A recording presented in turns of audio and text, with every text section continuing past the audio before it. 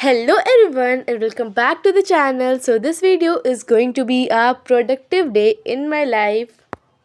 In this video I am going to share how my day went very productive and how can you also make your day very productive. Like if you are a school going student, because I am on my regular classes with school. So if you are new to my channel, then I am grade 11 PCM student, and don't forget to subscribe the channel. Hello everyone and welcome back to the channel Study Enter Success. So this day I started my studying at 8:49 p.m. because इसके पहले मुझे school का थोड़ा homework वगैरह मिला था, तो I just completed that. And as the winter season is going on, तो मैं स्कूल से आके थोड़ी देर लाइक रेस्ट वगैरह करने में निकाल देती हूँ. And first of all I make my to do list. So here is my to do list, जिसमें आज केवल हिंदी नहीं है, बाकी सारे 4 सब्जेक्ट्स हैं मेरे: physics, chemistry, maths and English. So I started off with the chemistry. Chemistry में मुझे केमिकल इक्विलिब्रियम करना था, बिकॉज लाइक अब मेरे स्कूल में लाइक रिवीजन भी चल रहा है side by side. Like syllabus तो चल रहा है बट टीचर्स ज़्यादा टाइम रिवीजन को देते हैं. सो लाइक जो टीचर्स बोलते हैं हमें वो चैप्टर करके जाना पड़ता है. And the teachers ask the question of like each of one student. And like बहुत सारे class test are going on also. So मुझे उसमें भी अच्छा परफॉर्म करना है अपने लिए, इसलिए मैं इसको कर रही थी. अभी मेरा थर्मोडाइनमिक्स बाय द वे नहीं हुआ है, बट मेरी मैम ने बोला था दैट कि वो अभी ये सुनेंगी, तो मैंने सोचा कि like let's complete it first, then after that we move to thermodynamics.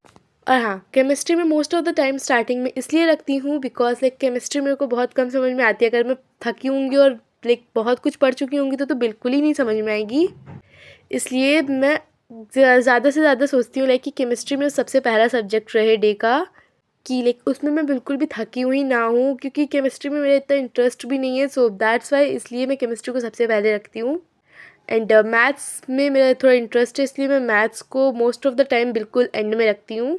क्योंकि लाइक अगर मैं थकी हुई होती हूँ ना, तो मेरी मैथ्स मैथ्स में मेरे को दिक्कत नहीं होती करने में. तो बस ये है कि अगर आपको अपना डे प्रोडक्टिव बनाना है तो जो आपके वीक सब्जेक्ट है सबसे पहले उन पर फोकस करो. बट अपने लाइक जो आपके स्ट्रॉन्ग सब्जेक्ट है उनको छोड़ना बिल्कुल भी मत, वरना वो वीक बन जाएंगे. इसलिए अपने वीक सब्जेक्ट पे तो हमें फोकस करना ही करना है, साइड बाय साइड अपने स्ट्रॉन्ग सब्जेक्ट को भी साथ में लेकर चलना है.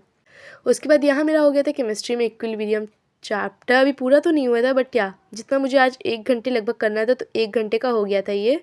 एंड ये है जो नोट्स मैंने बनाए हैं. एंड चलो फटाफट से इसकी टू डू लिस्ट में इसको हाईलाइट कर लेते हैं. एंड इसके बाद मुझे इसका सेकंड पार्ट आयनिक इक्विलिब्रियम भी करना पड़ेगा. Then we move to thermodynamics. And उसके बाद मैंने इसको हाईलाइट कर दिया फटाफट से. एंड इसके बाद अब मुझे करना था फिज़िक्स, बट उससे पहले मैंने ले लिया छोटा सा ब्रेक. 1 घंटे हो चुके थे क्योंकि मुझे लग चुकी थी भूख, कि it was like night time, तो मैंने चाट खाई थी ये. And after taking a 10 minutes break मैं बैठ गई अपने फिज़िक्स का करने. फिज़िक्स में मैं कर रही हूँ chapter 7, that is system of particles and rotational motion. And इसमें मैं लाइक एनसीईआरटी वाला से लेक्चर देख रही थी. एंड यहाँ पे भी मैं अपने नोट्स हैंड बाय हैंड कर रही हूँ, बिकॉज बाद में नोट्स मेरे होते नहीं हैं.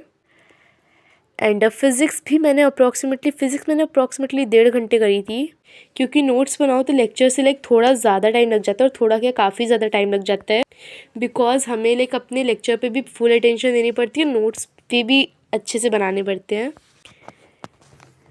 एंड इसलिए मैं यहाँ पे अपने नोट्स भी बना रही थी. एंड उसके बाद फिर मैंने लिया छोटू सा ब्रेक, जिसमें मैंने खाया था गुड डे का biscuit. This is not my favourite biscuit, but या मुझे भूख लग रही थी तो I just had that, because अगर मुझे भूख लगी है तो मुझसे पढ़ाई नहीं होती बिल्कुल भी, मेरा दिमाग ही नहीं लगेगा. उसके बाद फिर मैं बैठ गई अपने लेक्चर को कंटिन्यू करने. And guys tell me in the comment section which is your favourite subject. By the way मेरा तो कोई फिक्स नहीं है, मेरे को जिसमें जो चैप्टर इजी मिल जाता है मेरा वही सब्जेक्ट फेवरेट हो जाता है उस टाइम के लिए, पर्टिकुलर टाइम के लिए. लाइक 10th में मेरा फिज़िक्स फेवरेट था, डोंट नो बाय, बट या था फिज़िक्स फेवरेट. एंड अब मेरा थोड़े दिन के लिए मैथ्स चल रहा है, बिकॉज मैथ्स में मेरा पूरा सिलेबस कंप्लीट हो गया है एनसीईआरटी का, इस वजह से. उसके बाद मैंने इसके भी नोट्स लगभग हो ही गए थे. एंड इसको मैंने अप्रॉक्सीमेटली 1.5 घंटा करा था. अगर लेक्चर से बोलूँ तो लेक्चर से 1 घंटा करा था, बिकॉज एक्स्ट्रा टाइम लग जाता है अगर आप नोट्स कंप्लीट कर रहे हो. एंड मैं अपने नोट्स A4 शीट पे बनाना प्रेफर करती हूँ, बिकॉज उसमें आपको अगर ऐड करनी है चीज़ें तो आराम से हो जाती हैं। लाइक आप बस पेज ऐड करो और चीज़ें आराम से ऐड हो जाती है, इसलिए। And these are the my notes guys, जो मैंने आज के बनाए हैं सेक्शन में। बाय द वे आज मेरा मन नहीं कर रहा था, तो मेरी राइटिंग बहुत गंदी बनी है। फटाफट से इसको भी टू डू लिस्ट में से हाईलाइट कर देते हैं। एंड उसके बाद मैंने इसको भी अपनी टू डू लिस्ट में से हाईलाइट कर दिया। एंड उसके बाद मैं करने वाली हूँ लाइक इंग्लिश में मुझे बर्थ चैप्टर करना है, बिकॉज मेरी मैम ने बोला था लाइक वो उसको सुनेंगी। एंड इंग्लिश में मेरा क्लास टेस्ट तो नहीं होता है, बट या मैम ओरली सुनती हैं। उसके बाद फटाफट से मैंने अपना लाइक हाइलाइटर्स वगैरह रख दिया, बिकॉज अब मुझे रीडिंग करनी थी, मुझे नोट्स बनाने नहीं थे। तो हाइलाइटर वगैरह नोट्स बनाने में काम नहीं आता है। तो फटाफट से मैंने अपनी सारी चीज़ों को अपनी जगह पर रख दिया, बिकॉज लाइक अगर फैले होते हैं ना तो चीज़ें सब इधर उधर गिरती हैं, इस वजह से मैंने इसको फटाफट से रखा। उसके बाद ये देखो, ये है मेरा बर्थ चैप्टर जिसमें मुझे क्वेश्चन आंसर पढ़ने हैं। एंड मुझे आज बस शॉर्ट क्वेश्चन आंसर करके जाने थे, because ma'am most of the time short he question answer सुनती हैं, लॉन्ग वो बहुत कम सुनती हैं क्लास में। बिकॉज लॉन्ग क्वेश्चन आंसर को लाइक सुनाने में बहुत ज़्यादा टाइम लग जाता है, एंड फिर वो सारे स्टूडेंट्स से नहीं सुन पाएंगी, इस वजह से वो शॉर्ट ही क्वेश्चन आंसर सुनती हैं।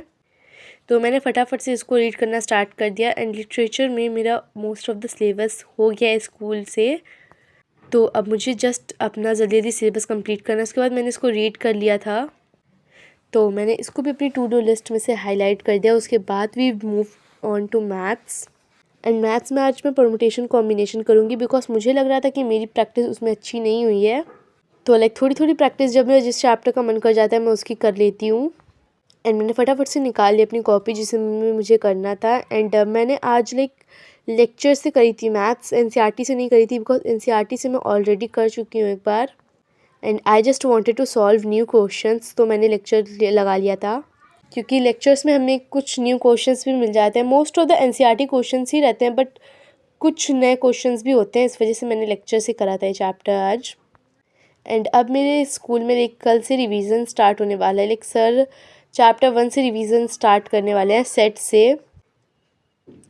तो अब मुझे जितनी सर एक्सरसाइजेस बता के जाएंगे उतनी रोज़ करके जानी पड़ेंगी, क्योंकि हमारे सर अब बोर्ड पे क्वेश्चन प्रैक्टिस कराएंगे लाइक 1 बाय 1, तो उसलिए अच्छे से प्रैक्टिस करके जानी पड़ेगी।